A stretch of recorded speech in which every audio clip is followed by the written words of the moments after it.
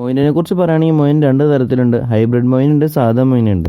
Hello friends, my fish and ക്രിയേഷൻ്റെ അടുത്തൊരു വീഡിയോയിലേക്ക് എല്ലാവർക്കും സ്വാഗതം. അപ്പോൾ ഇന്ന് ഈ വീഡിയോയിലൂടെ പ്രസൻറ്റ് ചെയ്യുന്നത് നമ്മുടെ ബെറ്റാ ഫിഷ് നമുക്ക് എന്തൊക്കെ ഫുഡ് കൊടുക്കാം എന്നുള്ളതിനെ കുറിച്ചിട്ടാണ്. അതായത് ഒരു ബെറ്റാ ഫിഷ് ജനിച്ചത് മുതൽ അതിൻ്റെ മരണം വരെ നമുക്ക് എന്തൊക്കെ ഫുഡ് കൊടുക്കാം, ഏതൊക്കെ ടൈമിൽ ഏതൊക്കെ ഫുഡ് കൊടുക്കാം, അങ്ങനെയൊക്കെയുള്ളൊരു ചെറിയ വീഡിയോ ആണ് ചെയ്യുന്നത്. അപ്പോൾ നമുക്ക് നമ്മുടെ വീഡിയോയിലേക്ക് പോകാം. ആദ്യം തന്നെ നമുക്ക് ഇൻഫോസോറിയ പരിചയപ്പെടാം. ഇൻഫോസോറിയ എപ്പോഴാണ് കൊടുക്കേണ്ടതെന്ന് വെച്ച് കഴിഞ്ഞാൽ കുഞ്ഞുങ്ങളെ വിരിഞ്ഞതിന് ശേഷം നമുക്ക് കൊടുത്തു തുടങ്ങാം. കുഞ്ഞുങ്ങൾ വിരിഞ്ഞതിന് ശേഷം ഒരു 1-2 ദിവസങ്ങൾക്ക് ശേഷം കൊടുക്കുക, അല്ലെങ്കിൽ വിരിഞ്ഞ് അന്ന് തന്നെ കൊടുത്തു തുടങ്ങാം, കുഴപ്പമൊന്നുമില്ല. ഇത് വളരെ ചെറിയ ടൈപ്പ് ലൈഫ് ഫുഡാണ്. ഈ കണ്ടുകൊണ്ടിരിക്കുന്നതാണ് ഇൻഫോസോറിയ എന്ന് പറയുന്നത്. ഇൻഫോസോറിയ കൾച്ചർ ചെയ്യാനായിട്ട് നമുക്ക് ഫിഷ് ടാങ്കിൽ വെള്ളമൊക്കെ ഉപയോഗിച്ചിട്ടാണ് നമ്മൾ കൾച്ചർ ചെയ്യുന്നത്. അതിൻ്റെ കൾച്ചറിങ് വീഡിയോസിന് ഇട്ടിട്ടുണ്ടായിരുന്നു. അപ്പോൾ ഏറ്റവും ചെറിയ ലൈഫ് ഫുഡാണ് ഈ ഇൻഫോസോറിയ. അത് നമുക്ക് വിരിഞ്ഞിറങ്ങിയ കുഞ്ഞുങ്ങൾക്ക് കൊടുക്കാം. ഇത് എത്ര ദിവസം കൊടുക്കണമെന്ന് വെച്ച് കഴിഞ്ഞാൽ ഒരു 3-4 ദിവസം മാത്രം കൊടുത്താൽ മതിയാവും. ഈ ടൈമിൽ തന്നെ കൊടുക്കാൻ പറ്റാവുന്ന വേറൊരു ലൈഫ് ഫുഡും കൂടി ഉണ്ട്, പരമേസ്യം എന്ന് പറയും. ഇതും വളരെ ഒരു ചെറിയ ലൈഫ് ഫുഡാണ്. അപ്പോൾ ഈ കാലയളവിൽ, അതായത് എഗ്ഗ് വിരിഞ്ഞതിന് ശേഷം ഒരു 3-4 ദിവസം വരെ നമുക്ക് ഈ ഫുഡും കൊടുക്കാൻ പറ്റും. ഈ ഫുഡ് ഞാൻ കൾച്ചർ ചെയ്തിട്ടില്ല. കൾച്ചർ ചെയ്യാൻ നേരത്ത് ഞാൻ അതിൻ്റെ വീഡിയോ ഇടാം.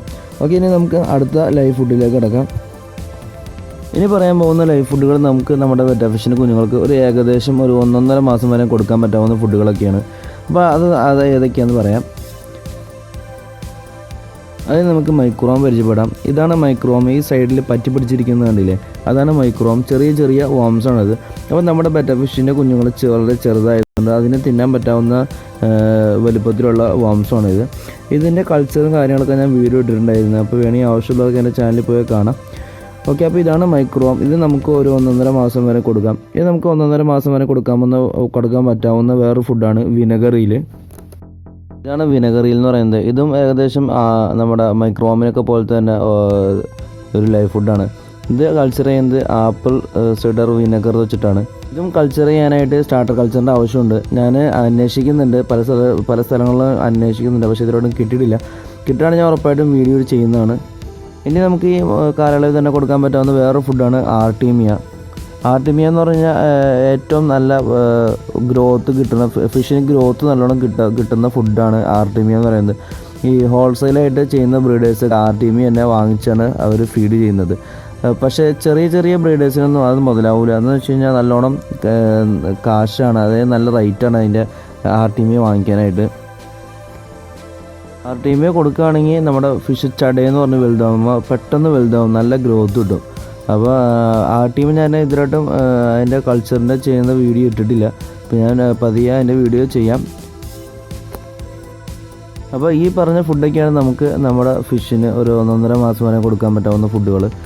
നമുക്കിനി അത് തുടർന്നും കൊടുക്കാം. 1-1.5 മാസം വരെ അല്ല, ഇതിന് തുടർന്നും കൊടുക്കാൻ കുഴപ്പമൊന്നുമില്ല. പക്ഷേ ഇനി അടുത്ത സെക്ഷൻ വേറെ സെക്ഷനാണ്, വേറെ ടൈപ്പ് ഫുഡാണ്. അത് ഏതാണെന്ന് പറയാം. അപ്പോൾ സാധാരണ രീതിയിൽ ഈ 1-1.5 മാസം ആകുമ്പോഴേക്കും നമ്മുടെ ബെറ്റാ ഫ്രൈസ് ഒരു ഏകദേശം നമ്മുടെ ഗപ്പി ഫ്രൈസിൻ്റെ അത്രയും വലുതാവാൻ സാധ്യതയുണ്ട്. അപ്പോൾ ഈ നമ്മുടെ മൈക്രോവോംസ് അതിനൊക്കെ കുറച്ചുകൂടി വലിയ രീതിയിലുള്ള ഫുഡ് കഴിക്കാനുള്ള പ്രായമായിട്ടുണ്ടാകും. അപ്പോൾ ഇനി കൊടുക്കേണ്ട ഫുഡുകൾ ഏതാണെന്ന് വെച്ച് കഴിഞ്ഞാൽ ഫസ്റ്റ് നമ്മൾ പറയുന്നത് ഗ്രീൻഡർ വാമാണ്.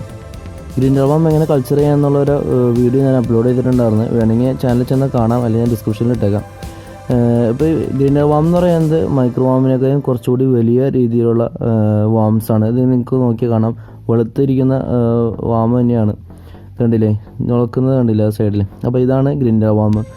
ഇത് മൈക്രോവാമിനൊക്കെ കുറച്ചും കൂടി വലുതാണ്. അപ്പോൾ മൈക്രോവാം കൊടുക്കുന്ന പ്രായത്തിൽ ഇത് കൊണ്ടുപോയി കൊടുത്തു കഴിഞ്ഞാൽ അത് തിന്നാൽ തന്നെ അതിൻ്റെ തൊണ്ട കുരുങ്ങിയിട്ട് ചത്തുപോകാൻ സാധ്യതയുണ്ട്. അപ്പോൾ നമുക്ക് ഈ പ്രായം തൊട്ടാണ് ഗ്രീൻഡർ വാം കൊടുക്കാൻ പറ്റത്തുള്ളൂ. അപ്പോൾ നമുക്ക് ഈ പ്രായം തൊട്ട് ഗ്രീൻഡർ വാം കൊടുക്കാം. ഗ്രീൻഡർ വാം കൾച്ചർ ചെയ്യുന്നത് സ്റ്റാർട്ടർ കൾച്ചർ വാങ്ങിച്ചിട്ടാണ് ഗ്രീൻഡർ വാം കൾച്ചർ ചെയ്യുന്നത്. ഇനി നമുക്ക് അടുത്ത പറയുകയാണെങ്കിൽ നമുക്ക് മൊയിന കൊടുക്കാം. മൊയിനെ കുറിച്ച് പറയുകയാണെങ്കിൽ മൊയിന 2 തരത്തിലുണ്ട്. അതായത് ഹൈബ്രിഡ് മൊയിന ഉണ്ട്, സാധാ മൊയിന ഉണ്ട്. ഹൈബ്രിഡ് മൊയിന ഇപ്പോൾ എൻ്റെ കയ്യിലിരിക്കുന്ന ഹൈബ്രിഡാണ്, റെഡ് ആണ് മൊയിന. ഈ ഹൈബ്രിഡ് മൊയിന കൊടുക്കുകയാണെങ്കിൽ എനിക്ക് തോന്നുന്നത് കുറച്ചുകൂടി ഗ്രോത്ത് കൂടുതൽ കിട്ടുമെന്നാണ്.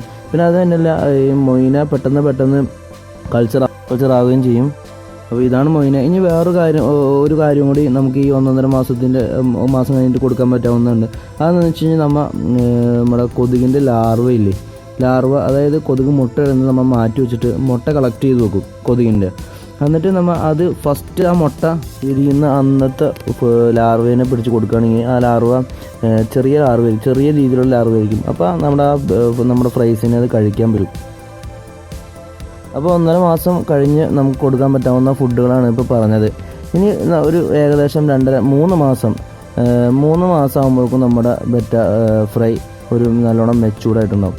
ഇനി നമുക്ക് ബെറ്റ ഫ്രൈനെ നമുക്ക് ഫ്രൈ എന്ന് വിളിക്കാൻ പറ്റില്ല. അതായത് നല്ലോണം നമുക്ക് അതിനെ ബ്രീഡ് ചെയ്യിപ്പിക്കാനുള്ള പ്രായമാവും. പക്ഷേ ആ ടൈമിൽ ബ്രീഡ് ചെയ്യിപ്പിക്കാനൊക്കെ നല്ല കുറച്ചുകൂടി കഴിഞ്ഞിട്ട് ചെയ്യിപ്പിക്കുകയായിരിക്കും. അപ്പോഴാണ് നമ്മുടെ ഫീമെയിലിൻ്റെ എഗ്ഗ് കുറച്ചുകൂടി ക്ലിയർ ആയിട്ട് ലോഡായിട്ടുണ്ടാവുള്ളൂ. അപ്പോൾ നമുക്ക് ഒരു 3 മാസം ആകുമ്പോഴേക്കും നമ്മുടെ സാധാരണ രീതിയിൽ നമ്മുടെ ബെറ്റ ഫ്രൈ എന്ന് വിളിക്കാൻ പറ്റാത്ത അവസ്ഥയായിട്ട് നമ്മളെല്ലാം മെച്ചൂർഡായിട്ടുണ്ടാവും. നമുക്കിനി ഈ ടൈമിൽ നമുക്ക് ഒരു 3 മാസം കഴിയുമ്പോൾ നമുക്കിനി അഡീഷണലായിട്ട് പെല്ലറ്റ് ഫുഡ് വേണമെങ്കിൽ വാങ്ങിച്ചു കൊടുക്കാം. പിന്നെ നമുക്ക് വലിയ മൊസ്കിറ്റോ ലാർവകൾ കൊടുക്കാം. പിന്നെ നമുക്ക് റെഡ് വാം കൊടുക്കാം. പിന്നെ നമുക്ക് വേണമെങ്കിൽ വേറൊരു ഐറ്റം കൂടി ഉണ്ട്, അത് കുറച്ചുകൂടി നല്ല സൂപ്പർ ഐറ്റമാണ്.